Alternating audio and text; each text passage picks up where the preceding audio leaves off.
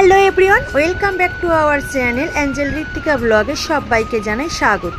আশা করি তোমরা সবাই অনেক ভালো আছো, সুস্থ আছো। তোমাদের আশীর্বাদে আমরাও সবাই খুব ভালো আছি। তো চলো সবার প্রথমেই বলি, তোমরা সবাই এত ভালোবাসো আমাকে, ভালোবেসেই বলো দিদিভাই একটু ব্লগ ভিডিও শেয়ার করো। তো তোমাদের রিকোয়েস্টে একটা ছোট্ট ব্লগ নিয়ে চলে এলাম। অবশ্যই কিন্তু ভালোবাসা দিও, তাহলে আগামী দিন আমি আরও চেষ্টা করব ভিডিও দেওয়ার। তো চলো সবার প্রথমেই বলি, আমার কিন্তু রান্নাবান্না কমপ্লিট হয়ে গেছে সকালে 8টার মধ্যে। তোমাদের দাদাভাই খাওয়া দাওয়া করে টিফিন নিয়ে ও অফিসে পৌঁছে গেছে। তারপরে আমি সংসারে বাকি সমস্ত কাজকর্মগুলো A to Z কমপ্লিট করে নেবো। সবার প্রথমে বিছানাটা গুছিয়ে নিচ্ছি। আর হ্যাঁ, এখানে একটা জিনিস কিন্তু মিস্টেক আছে, আমার মেয়ে কিন্তু এই মুহূর্তে আমার কাছে নেই, কারণ সে তার ঠাকুমার বাড়িতে গেছে। আমার মাম্মাম যদি ঘরে থাকতো না, তাহলে এত তাড়াতাড়ি আমার বিছানা গোছানো হতো না। তো চলো, তোমরা এত ভালোবাসো দিদি, ব্লগ দাও, তোমাদের জন্য নিয়ে এলাম। কিন্তু অবশ্যই দেখো ভিডিওটা। হ্যাঁ, এটা কিন্তু আমার নিজের বাড়ি না, এটা কিন্তু আমি ভাড়া বাড়ি। আর এই ভাড়া বাড়িটা তোমাদের কাছে কেমন লাগে অবশ্যই কমেন্ট করে জানিও। যদিও ঘরটা আমি ঘুরিয়ে দেখাইনি, আস্তে আস্তে সবটা তোমাদের সাথে শেয়ার করবো। তো চলো দেখো, তারপর চলে এলাম জামা কাপড় গোছাতে। কিছু জামা কাপড় আমার ঘরের মধ্যে দড়ির মধ্যে ঝুলছিল। তোমরা সবাই দেখেছো আমার লাইভে, আমি কিন্তু উপরে দড়িটা ধরে আমি যেমন ঝুলি, আমার সাথে সাথে আমার জামা কাপড়গুলো পর্যন্ত ঝোলে আমার সাথে, জানো তো। তো যাই হোক, জামা কাপড়গুলো গোছানো হয়ে গেলে আমার কিন্তু আর্জেন্ট কাজ আছে। এই যে হাতে দেখতে পাচ্ছ একটা পোস্ট অফিসের বই, এই বইটা নিয়ে আমার এক্ষুনি ছুটতে হবে পোস্ট অফিসে, কারণ আমার মেয়ের সুকন্যা করা আছে। প্রত্যেক বছরে একবার করে টাকা দিতে হয় জুলাই মাসে। তো যেহেতু জুলাই মাসে করেছি, তো চলো দেখো এক গাল হাসি নিয়ে চলে এলাম আবার ক্যামেরার সামনে। কি ভাবছো? আমি কিন্তু রেডি হয়ে এসেছি। মনে আছে কি, প্রথম ভিডিওটা কিন্তু নাইটি পরে করেছি, এখন কিন্তু একটা কুর্তি পরে নিয়েছি। আর সিঁদুরটা ভালো করে মুছে নিচ্ছি, যেহেতু লেবড়ে গেছে।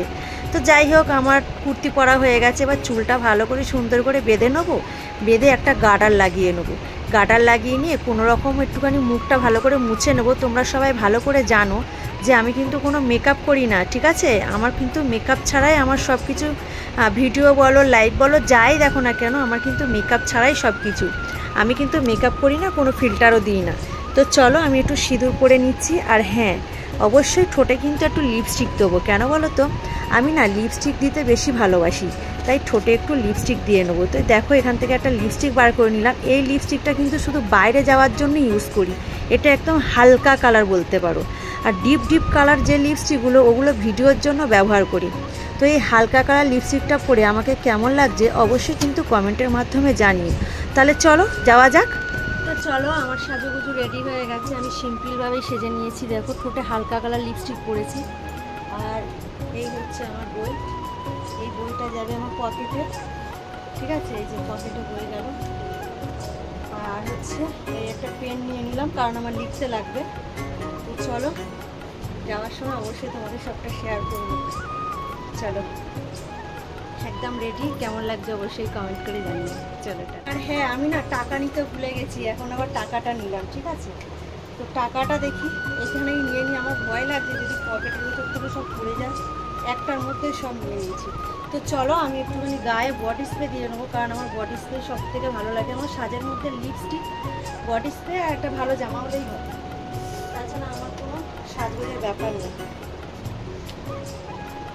বডি স্প্রেটা নিয়ে শুনো, সেন্ট আমার বডি স্প্রে খুব ভালো লাগে, জানো তো।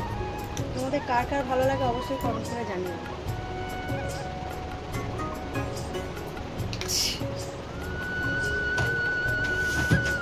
চলো দেখা হচ্ছে। তো অনেক দিন পরেই আবার আমি হাতে করে মোবাইল নিয়ে ব্লগ ভিডিও দেওয়া স্টার্ট করছি। আগে একটা সময় আমি ব্লগ ভিডিওই দিতাম, তো সময়ের অভাবে এবং পরিস্থিতির চাপে আমি ব্লগ ভিডিওটা দিতে পারি না। তো যাই হোক, এই হাতে একটা ফোন নিয়ে নিয়েছি, যদি আমার দরকারে কাজে লাগে। তো চলো দেখা হচ্ছে রাস্তায়। তো দেখো, আমি কিন্তু ঘর থেকে বেরিয়ে গেছি, ঠিক আছে? সাথে একটা ছাতাও নিয়ে নিয়েছি। বাইরে প্রচণ্ড পরিমাণে রোদ। আমার এই ঘরের গলিটার থেকে সবেমাত্র এখন বেরার, আমাদের বাড়ির কাছে না দুর্গাপুজোর প্যান্ডেল করা শুরু করে দিয়েছে, জানো তো রাস্তায় বেরোলে। তো চলো পুজোর প্যান্ডেলটা দেখো।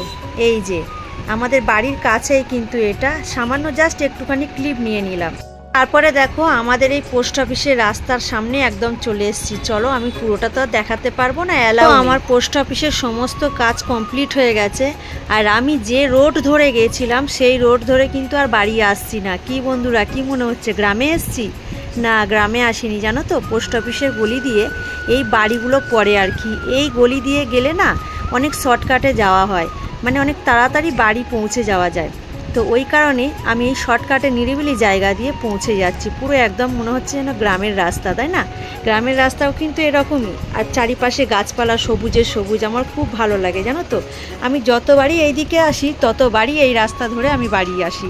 তো দেখো দুই দিকে কেমন সবুজে সবুজ, আর মাঝখানে দেখো একটুখানি মাটির মতন রাস্তা। এই মাটি কতদিন যে দেখতে পায় না, দেখে যে কি শান্তি লাগে।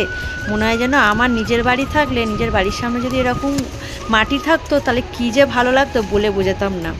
তো যাই হোক, চলো এই গলিটা দিয়ে বেরিয়ে যাব। এই গলিটা দিয়ে বেরিয়ে গেলে কিন্তু আরও একটা রাস্তা পড়বে, পিচের রাস্তা। তো এই রাস্তার উপরে আমি উঠে যাব, এইটা দিয়ে সোজা একদম বাড়ি চলে যাব। তোমরা দেখতেই তো পেলে, আমি গেলাম দরকারে, দেখতেই পেলে। তো ওখান দিয়ে আরও একটা জিনিস দেখতে পেলে যে ভেতরের রাস্তাটা কেমন, ওই রাস্তা।